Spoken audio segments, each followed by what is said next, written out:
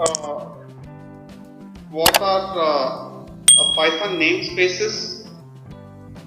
Yeah, means Python used to separately manage the namespaces, like to avoid any conflicts. Means whenever you declare an object, then Python used to manage that namespace into some memory as a as a key value pair. Means whenever you are defining any name, it will hold that name, and that name belongs to which module, which function, and which object. That will the value for that.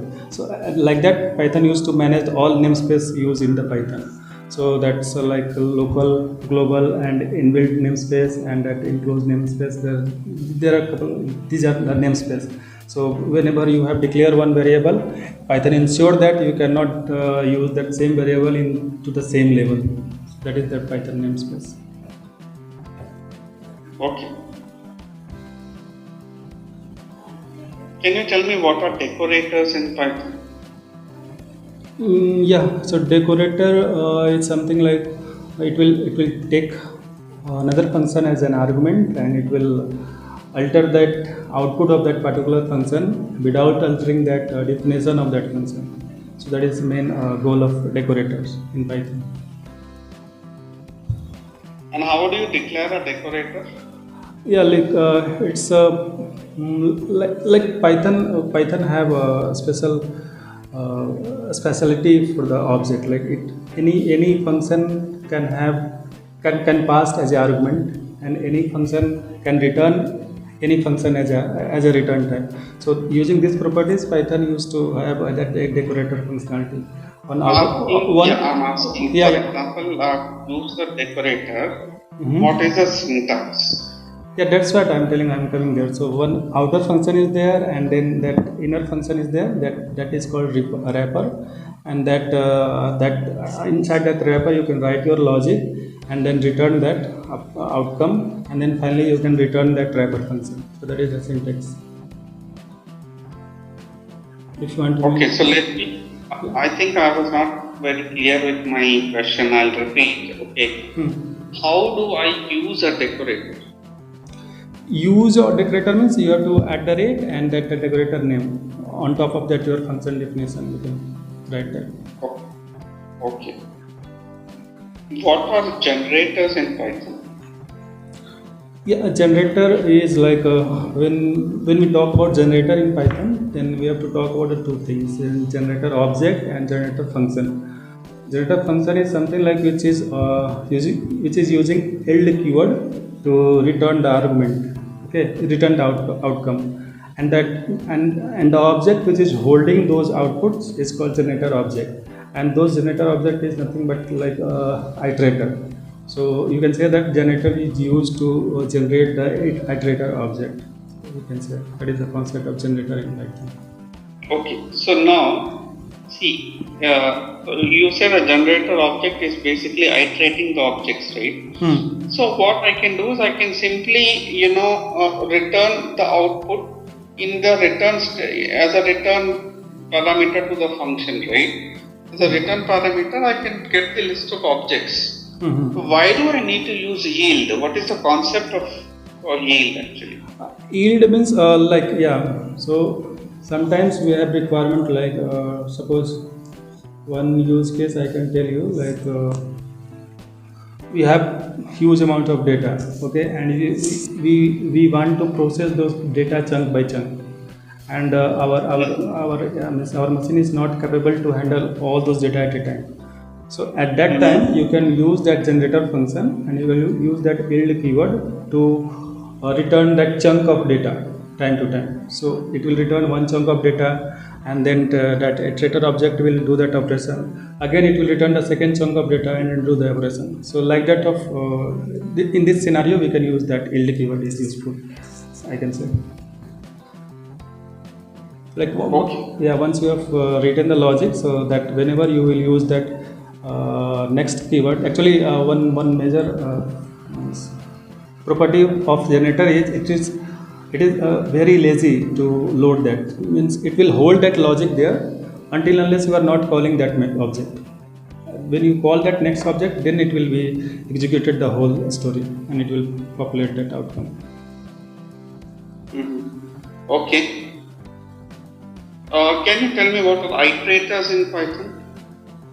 Yeah, means iterator is something like yeah, that is called one is like which is implementing underscore dunder method, that next, and itr method, and object which holding the state whenever you are iterating that particular object in Python and it's holding their state, then that is called that iterator in Python.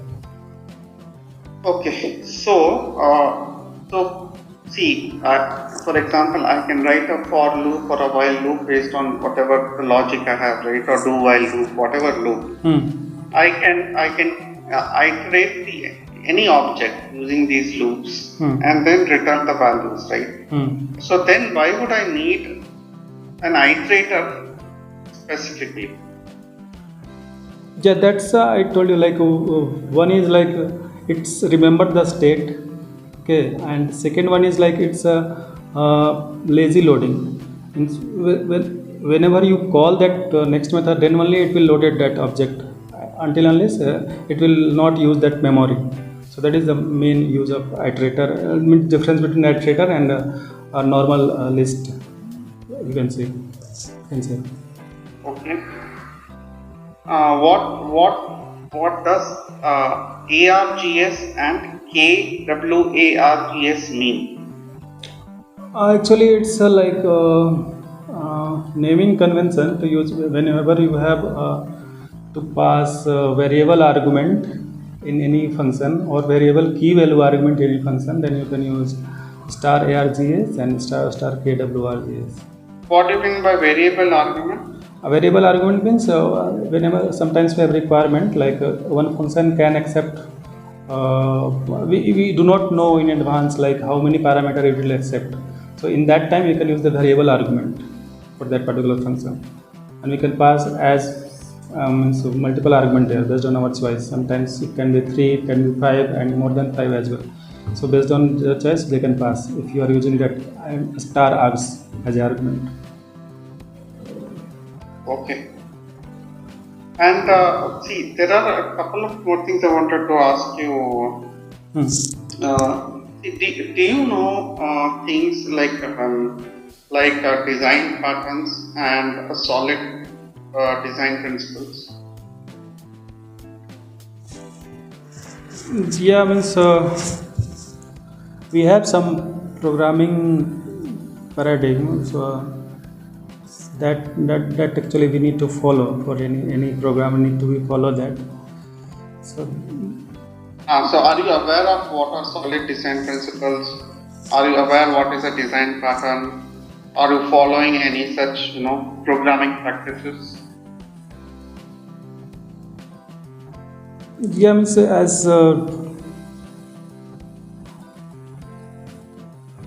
as daily practice we used to follow, but I am not aware of the terminology. But whenever we are using oops and all, then we are using all those. That's thing. Okay, and are you also aware of oops concepts in Python? Yes. Can you tell me what are the main oops concepts? We have inheritance in Python. So Python support all kind of inheritance, and we have some part of polymorphism as well. Some part means it will not allow method overloading here. And we have abstraction layer as well we can implement in Python. And yes, whenever you are a class and object, then encapsulation already we are using it. So those are the concept we have available in Python. And but Python actually it's not a fully oops concept followed. So that's why some things are missing in Python, like interface is not there, and method overloading is not there, so like that. Okay. And also, Anand, see, have you done any work on multi-threading and parallel processing in Python? I have worked on that multi-processing for. I have used that map method once for processing large amount of data, and map and pool concept in Python using multiprocessing. That's all I have used. Are you aware of things like salary worker and all those? No, I'm not aware actually. Okay, and are you aware of Flask and Django web servers? Yeah, I'm aware of. I work on Django framework, and I also aware of Flask framework. So if I ask you to configure a Django server on a web server and write some methods, REST APIs which are using Django from scratch, will you able to do it? Yeah, I can do that. Okay, sure, Anand. So you have any other questions for me? Yes, you already explained about the project. Like this is a very critical project. We have to deep knowledge in core Python. So actually, is it that any legacy project which you are converting, or any new project it is? Like, I'm not sure. No, it is not a legacy project. We are Wipro Homes. We are a centralized automation team for Wipro. So we provide automation software to Wipro clients. Okay. So most of our Python